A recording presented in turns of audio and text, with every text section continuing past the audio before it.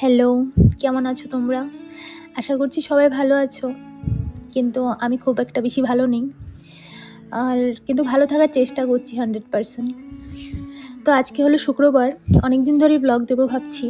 মানে শুক্রবারের ব্লগ এটা।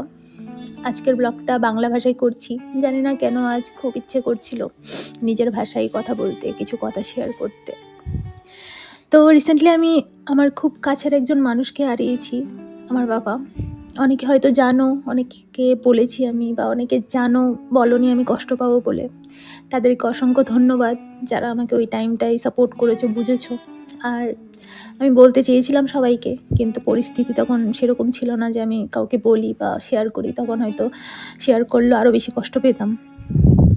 ভেবেছিলাম হয়তো আর ব্লগ বা ইউটিউবও করতে পারবো না, কিন্তু সত্যি বলতে এটা ছাড়া এখন আমার আর আপন বলে তেমন কিছু নেই।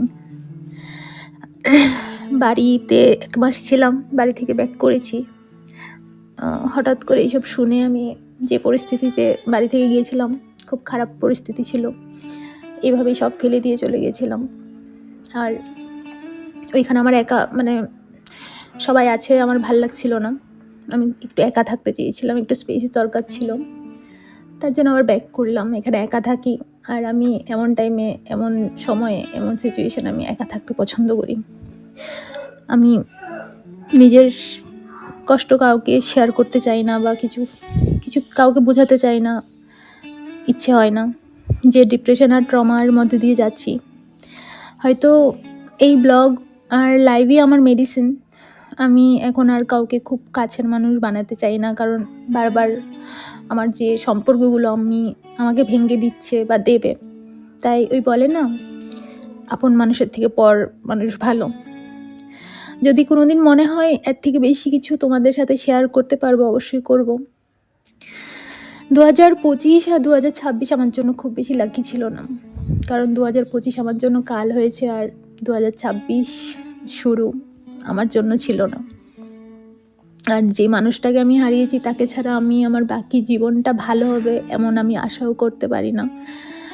আমার সবচেয়ে ইম্পর্টেন্ট একটা মানুষ ছিল, কিন্তু আমি এমন একজন মানুষ, খুব শক্ত, খুব জেদি, খুব নরম, খুব অভিমানী। যতবার ভাগ্য আমাকে নিচে নামাতে চেয়েছে, ততবার আমি লড়াই করে উঠে দাঁড়িয়েছি। তাই আবারও দাঁড়াবো। আর ভাবলাম যে 2026 থেকে আমার জীবনের একটা নতুন অধ্যায় শুরু করব।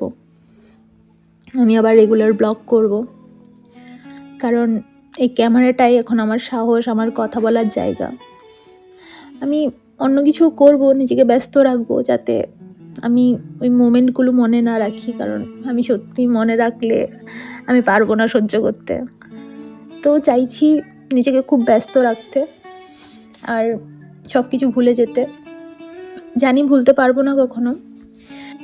ভেবেছিলাম এই ব্লগের মধ্যে আমি আমার কিছু লাস্ট বাড়ির কিছু স্মৃতি দেব ভিডিওতে, বাট যখন আমি অ্যাড করলাম, ভয়েস ওভার দিতে চেয়েছিলাম, পারছিলাম না।